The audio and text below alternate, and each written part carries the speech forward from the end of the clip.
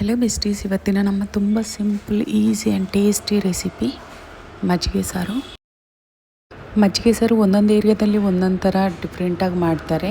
ನನ್ನ recipe try ಮಾಡಿ, ತುಂಬ ಚೆನ್ನಾಗಿರುತ್ತೆ. ಫಸ್ಟು ಒಂದು ಬೌಲಿಗೆ ಅರ್ಧ ಲೀಟ್ರ್ ಮೊಸರು ಹಾಕಿ ಸಾಲ್ಟ್ ಹಾಕಿ ಮಿಕ್ಸ್ ಮಾಡಬೇಕು. ಕ್ರೀಮಿ ಟೆಕ್ಸ್ಚರ್ ಬರಬೇಕು, ಆ ಥರ ಮಿಕ್ಸ್ ಮಾಡ್ತಾನೆ ಇರಬೇಕು. ಇದರಲ್ಲಿ ಒಂದು ಗ್ಲಾಸಷ್ಟು ನೀರು ಹಾಕಿ ಮತ್ತೊಂದು ಸತಿ ಮಿಕ್ಸ್ ಮಾಡ್ಕೊಳ್ಳಿ. ತುಂಬ ನೀರಾಗಿರಬಾರ್ದು, ತುಂಬ ಗಟ್ಟಿನೂ ಇರಬಾರ್ದು. ಕನ್ಸಿಸ್ಟೆನ್ಸಿ ನೋಡ್ಕೊಳ್ಳಿ.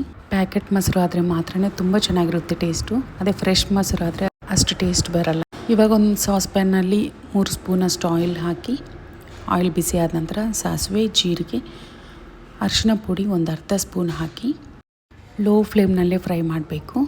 ನೆಕ್ಸ್ಟು ಮುಂಚೆನೇ ಚಾಪ್ ಮಾಡಿ ಇಟ್ಕೊಂಡಿರೋ ಒಂದು ಸ್ಮಾಲ್ ಸೈಜ್ ಈರುಳ್ಳಿ, ಹಾಗೆ ಹಸಿಮೆಣಸಿನ್ಕಾಯಿ ನಮಗೆ ಖಾರಕ್ಕೆ ಬೇಕಾದಷ್ಟು ಸಣ್ಣಕ್ಕೆ ಹೆಚ್ಚಿಟ್ಕೊಂಡು ಹಾಕಿ, ಹಾಗೆ ಕರಿಬೇವು ಸ್ವಲ್ಪ ಹೊತ್ತು ಲಿಡ್ ಕ್ಲೋಸ್ ಮಾಡಿ ಲೋ ಫ್ಲೇಮ್ನಲ್ಲಿ ಆಯಿಲ್ ಸಪ್ರೇಟ್ ಆಗೋವರೆಗೂ ಫ್ರೈ ಮಾಡಬೇಕು. ಲಂಚು ಅಥವಾ ಡಿನ್ನರ್ ಟೈಮ್ಗೆ ಪರ್ಫೆಕ್ಟ್ ರೆಸಿಪಿ ಇದು. ಮಧ್ಯದಲ್ಲಿ ಮೆಣಸಿನ್ಕಾಯಿ ಸಿಗುವಾಗ ಇನ್ನೂ ಟೇಸ್ಟ್ ಬರುತ್ತೆ.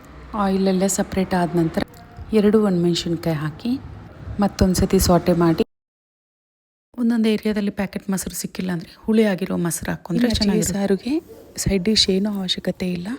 ಬಿಸಿ ಅನ್ನಕ್ಕೆ ಹಾಕ್ಕೊಂಡು ತಿಂದರೆ ತುಂಬ ಎಕ್ಸಾಕ್ಟ್ಲಿ ಇದೇ ಥರ ಇರಬೇಕು. ಫೈನಲ್ಲಾಗಿ ಕೊತ್ತಂಬರಿ ಸೊಪ್ಪು ಹಾಕಿ ಮಜ್ಜಿಗೆ ಎಲ್ಲ ಮಿಕ್ಸ್ ಮಾಡ್ಕೊಂಡು ಮತ್ತೊಂದು ಸತಿ ಸ್ಟವ್ ಆಫ್ ಮಾಡ್ಕೊಂಡ ತಕ್ಷಣವೇ ಮಜ್ಜಿಗೆ ಹಾಕಬೇಕು. ಅಷ್ಟೇ, ತುಂಬ ಈಸಿ, ಸಿಂಪಲ್ ಆ್ಯಂಡ್ ಟೇಸ್ಟಿಯಾಗಿರೋ ಮಜ್ಜಿಗೆ ಸಾರು ರೆಡಿಯಾಗಿದೆ. ನೀವು ಇದೇ ಥರ ಡೆಫಿನೆಟ್ಟಾಗಿ ಟ್ರೈ ಮಾಡಿ, ತುಂಬ ಚೆನ್ನಾಗಿರುತ್ತೆ, ಟೇಸ್ಟಿಯಾಗಿರುತ್ತೆ. ಹಾಗೆ ಟಮ್ಮಿಗೆ ತುಂಬ ಲೈಟ್ ಅನಿಸುತ್ತೆ.